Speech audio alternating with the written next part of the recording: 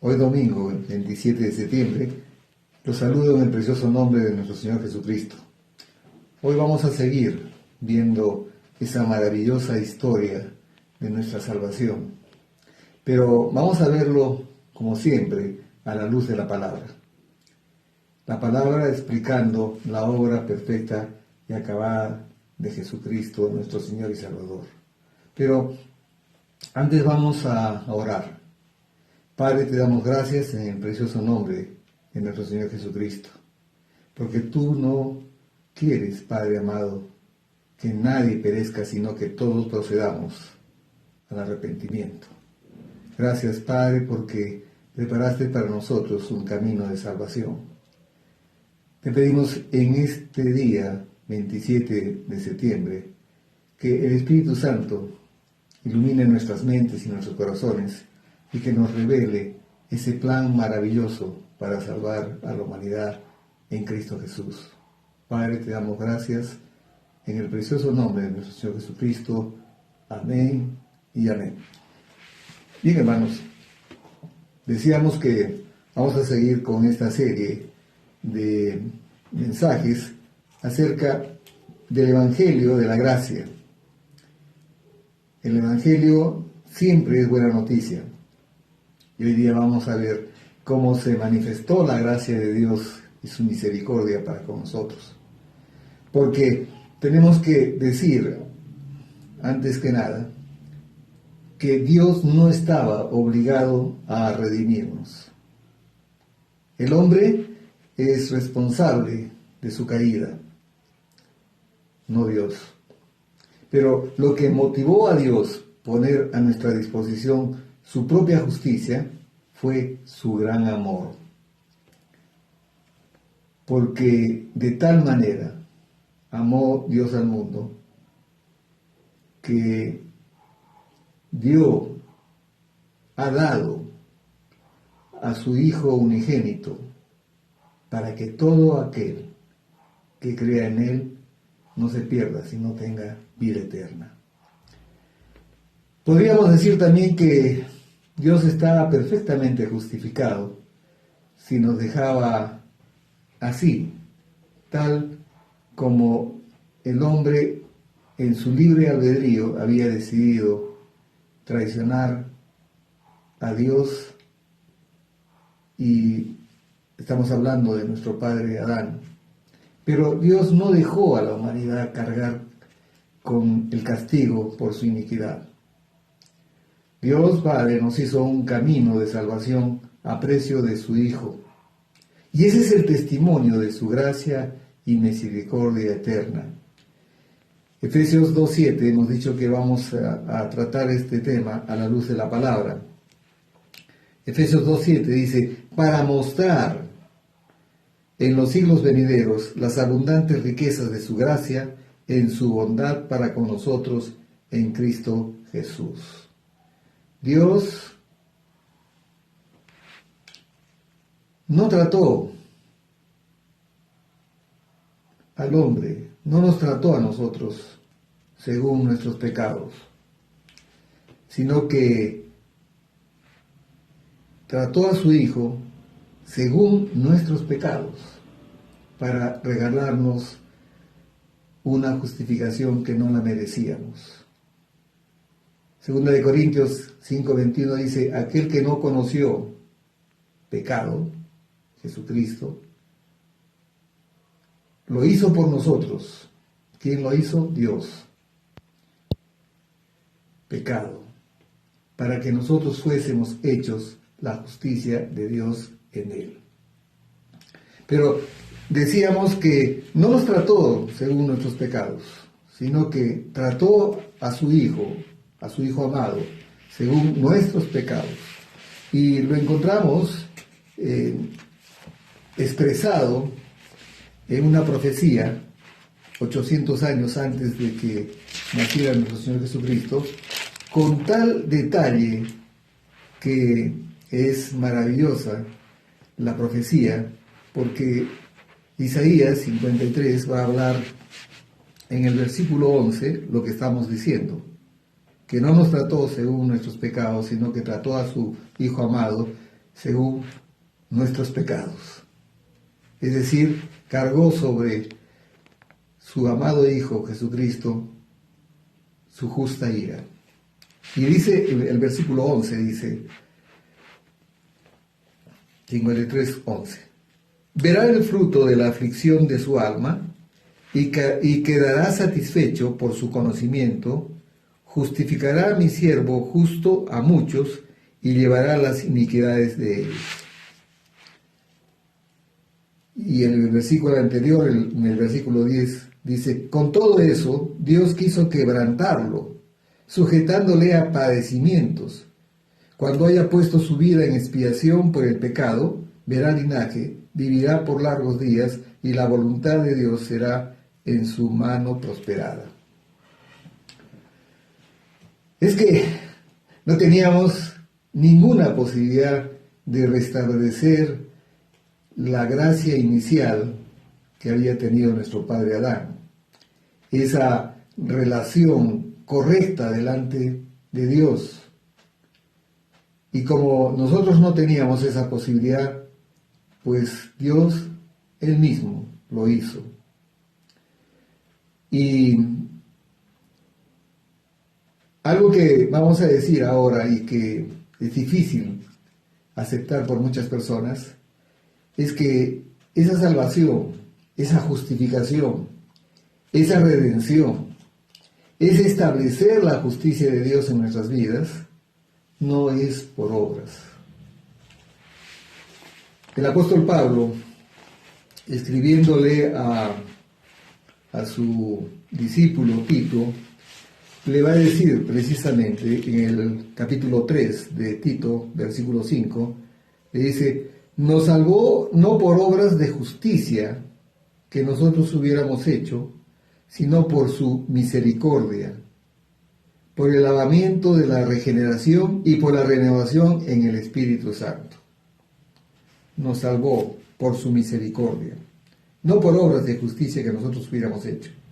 Nosotros no podemos hacer nada para obtener la salvación, que siempre es un don gratuito de Dios, es un regalo de Dios.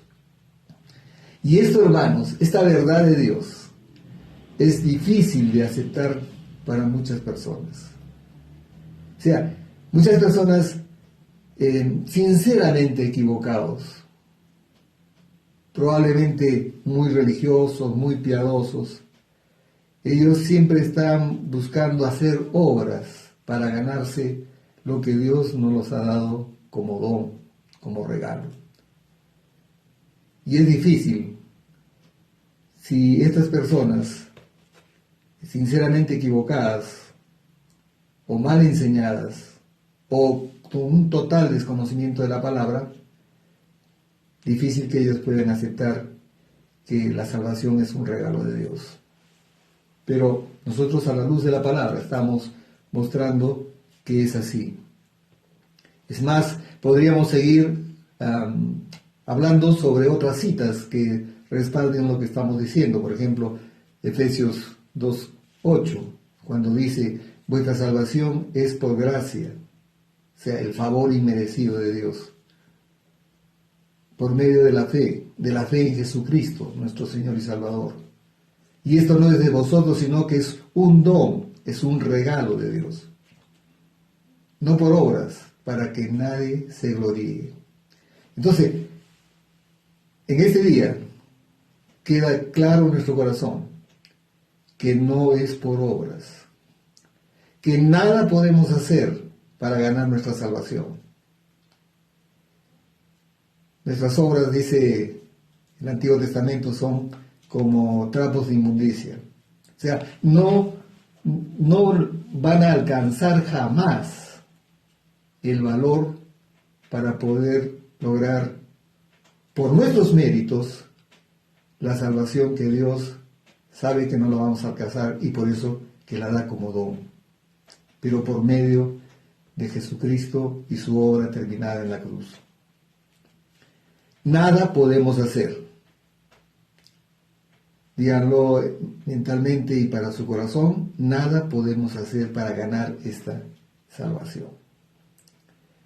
Y esta es la gran verdad que judíos no comprendían.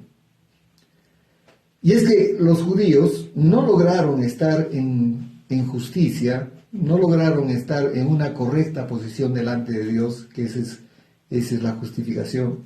Ya lo compartimos la vez pasada, cuando definíamos a la justificación como la habilidad de pararse delante de Dios como si nunca hubiéramos cometido pecado alguno, sin sentimiento de culpa y sin complejo de inferioridad. Pero eso no por méritos nuestros, sino por los méritos de Jesucristo en la cruz. Entonces decimos que los judíos no lograron estar en justicia. ¿Por qué? Romanos 9:32 lo va a responder. ¿Por qué? Romanos 9:32. ¿Estamos ahí? Entonces dice la palabra, ¿por qué? Porque estos judíos, está hablando de los judíos, iban tras ella, iban tras de la justicia de Dios, no por fe, sino como por obras de la ley, pues tropezaron en la piedra de tropiezo, es decir, Jesucristo. Jesucristo fue una piedra de tropiezo para ellos. Ellos querían hacer obras y obras de la ley. Dice Juan, en el Evangelio de Juan, en el capítulo 1, dice que la ley vino por Moisés, pero la gracia vino por Jesucristo. Y la gracia es el favor inmerecido. Algo que nosotros no merecemos, pero que Dios nos los da porque no íbamos a poder alcanzar jamás estar en una posición correcta delante de Dios. Entonces, Dios tuvo que dar a su unigénito, a su Hijo unigénito, a Jesucristo, para que el justo pueda morir por los injustos. Entonces, Romanos 9:32 dice eso. ¿Por qué? ¿Por qué no lograron los judíos estar en la justicia de Dios? ¿Por qué? Porque iban tras ella no por fe, sino como por obras de la ley, pues tropezaron en la piedra de tropiezo. La justicia, hermanos, y en concreto, la justificación, la salvación, son términos sinónimos. La redención se logra por fe en Jesucristo. Hechos 4:12 lo dice claramente. No hay otro nombre dado a los hombres bajo el cielo por el cual debamos de ser salvos. No hay otro nombre. Dios dispuso desde la eternidad que esa salvación era únicamente en la fe en su Hijo Jesucristo y en su obra perfecta y terminada en la cruz. Ahora, decimos que, y concretamente, la ley fue santa, sí fue santa. La ley fue buena, sí fue buena. Pero la ley no fue establecida como un camino de salvación. Romanos 3:20. O sea, la ley, cuando hablamos sobre la ley, estamos hablando sobre los mandamientos que Dios dio a los hombres a través de Moisés. Entonces ahí es donde hablamos de la ley, de esa ley estamos hablando. Pero recuerden que esa ley pertenece al antiguo pacto. El nuevo pacto es un mejor pacto y con mejores promesas. Y ese nuevo pacto es el pacto de la gracia. Todos los pecados son perdonados por la fe en Cristo Jesús. Entonces, Romanos 3:20 dice, vamos a leer desde el 19, pero sabemos que todo lo que la ley dice, lo dice a los que están bajo la ley. La ley, ¿a quién fue dada? Al pueblo de Israel, ¿no es cierto? El pueblo de Dios. No nos fue dada a nosotros, los no los no hebreos, los no judíos. Fue dado al pueblo de Israel. Pero sabemos que todo lo que la ley dice, lo dice a los que están bajo la ley, para que toda boca se cierre y todo el mundo quede bajo el juicio de Dios. Y ya vamos a explicar por qué. Ya que por las obras de la ley, o sea, todas las cosas que se hacen, y bueno, y esas obras muchas veces son cosas que la gente lo tiene por piadosa. Por ejemplo, la oración se puede convertir en una obra, el ayuno se puede convertir en una obra, el amar los templos se puede convertir en una obra, y los judíos amaban el templo de Jerusalén, ¿cierto? Pero hay uno más grande que el templo de Jerusalén. Ya que por las obras de la ley, ningún ser humano, dicen ningún ser humano, hermanos, será justificado delante de él. O sea, las obras de la ley no van a justificar al hombre delante de Dios. Porque por medio de la ley es el conocimiento del pecado. Qué bueno esto, para poderlo explicar. Dios dio la ley a través de Moisés para mostrar que estábamos perdidos en el pecado. Y vamos a ver cómo lo explica el apóstol Pablo en el capítulo 7 de Romanos, versículos 14 a 24. Dice Pablo: porque sabemos que la ley es espiritual, ciertamente, y es buena, ¿no es cierto? Mas yo soy carnal, vendido al pecado, porque lo que hago no lo entiendo, pues no hago lo que quiero, sino lo que aborrezco, eso hago. ¿Sí o no? Y si lo que no quiero, esto hago, apruebo que la ley es buena. De manera que ya no soy yo quien hace aquello, sino el pecado que mora en mí. La naturaleza del hombre es una naturaleza caída, es una naturaleza de pecado que heredamos de nuestro padre Adán. Y yo sé que en mí, dice el apóstol Pablo, esto es en mi carne. O sea, cuando habla de carne es en su naturaleza humana, en su naturaleza caída. Yo sé que en mí, esto es en mi carne, no mora el bien, porque el querer el bien está en mí. Dice que tenemos muy buenos deseos, ¿no es cierto? Pero esos buenos deseos se quedan en el camino y hacemos muchas veces no los buenos deseos, sino los malos deseos. Por eso dice, y yo sé que en mí, esto es en mi carne, no mora el bien, porque el querer el bien está en mí, pero no el hacerlo. Porque no hago el bien que quiero, sino el mal que no quiero, eso hago. Y si hago lo que no quiero, ya no lo hago yo, sino el pecado, otra vez, que mora en mí. Así que, queriendo yo hacer el bien, dice, hay un dicho, ¿no? Dice que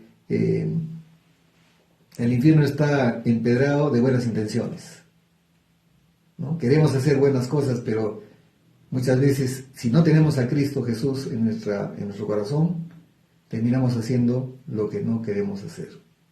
Así que queriendo yo hacer el bien, hallo esta ley, que el mal está en mí.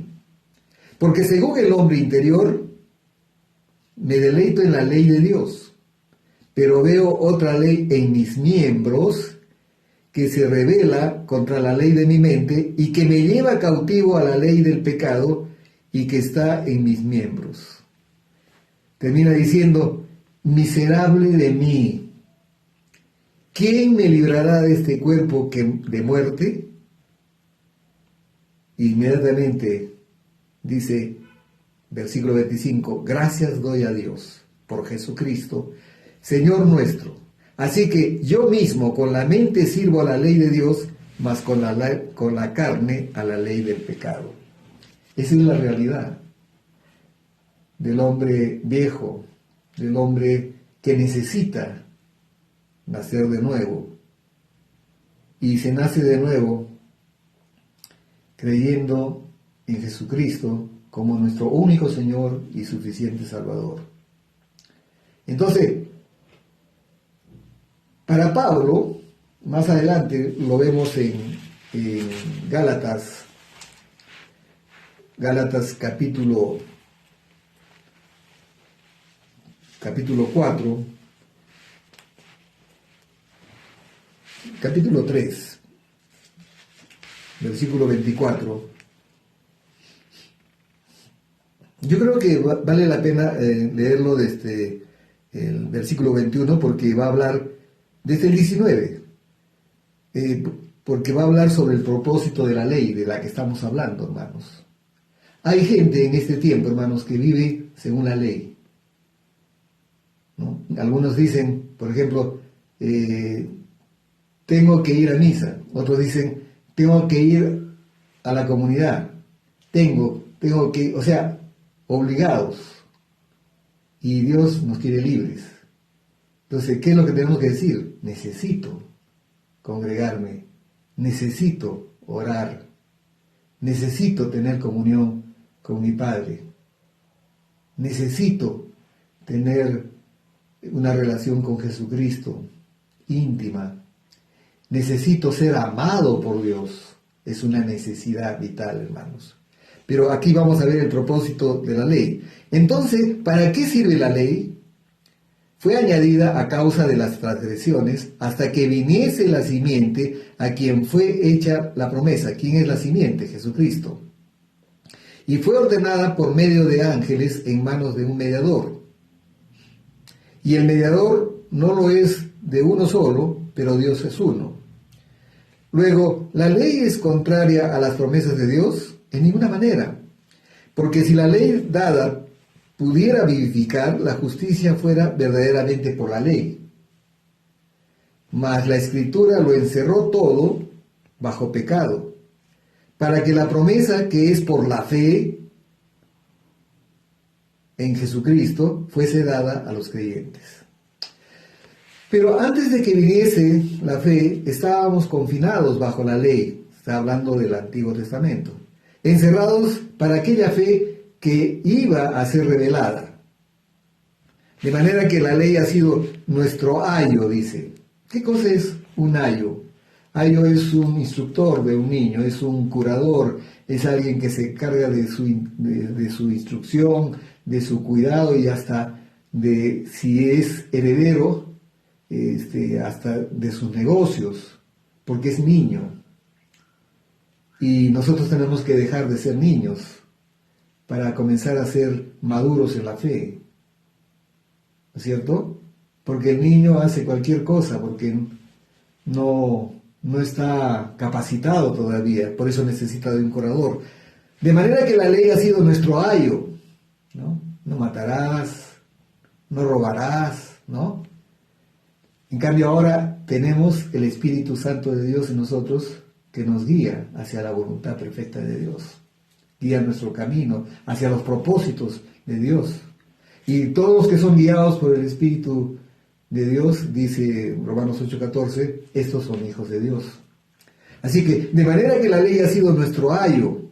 Ayo entonces es un maestro de infantes, un maestro de niños, para llevarnos a Cristo, a fin de que fuésemos justificados, otra vez, por la fe.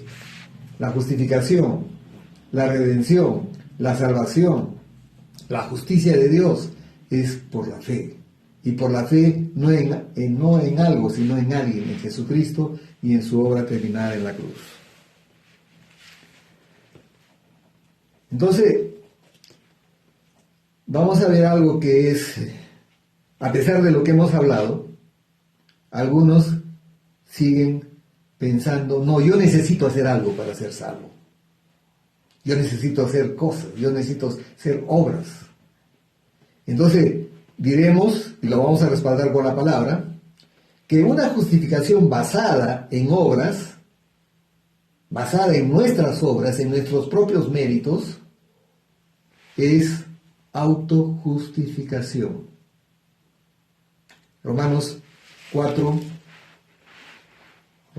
capítulo 4, versículos de 4 al 5. ¿Y podemos autojustificarnos? Obviamente que no. No podíamos, ni antes ni ahora, buscar nuestra propia salvación, mucho menos comprarla. Nos las han dado como don. Dios nos ha dado como regalo, por medio de la fe en Cristo Jesús. Entonces, Romanos 4, 4 a 5. Pero al que obra, dice, y pone un ejemplo que es bien sencillo de entender. Si tú, hermano, hermana, trabajas, el sueldo que recibes no te lo dan por gracia, sino te lo deben, ¿no? Por eso que dice, pero al que obra no se le cuenta el salario como gracia, sino como deuda. Mas al que no obra, sino cree, simplemente cree, si no cree en aquel que justifica al impío, su fe le es contada por justicia. Y ahí tenemos un ejemplo bien claro. Podemos verlo desde el versículo 1, que es el ejemplo de Abraham. ¿Qué pues diremos que halló Abraham nuestro padre según la carne? Porque si Abraham fue justificado por las obras, tiene de qué gloriarse, pero no para con Dios. Nadie puede gloriarse por sus obras. Porque hemos aprendido también, hermanos, lo que dice Hebreos 11:6, que sin fe es imposible agradar a Dios. Entonces dice, porque si Abraham fue justificado por las obras, tiene de qué gloriarse, pero no para con Dios. Porque, ¿qué dice la Escritura? Creyó Abraham a Dios y le fue contada por justicia. O sea, Abraham creyó como nosotros creemos. Por eso Abraham es llamado y es conocido también como el padre de la fe. Porque, ¿qué dice la Escritura? Creyó Abraham a Dios y le fue contada por justicia. Y otra vez, pero al que obra no se le cuenta el salario como gracia, sino como deuda. Mas al que no obra, sino cree en aquel que justifica al impío, al pecador, su fe le es contada por justicia. Entonces, esta autojustificación que está basada en la carne y no en el sacrificio de Jesucristo, no los va a llevar a ningún sitio, hermanos. Porque hay muchas cosas que solamente se hacen en la carne.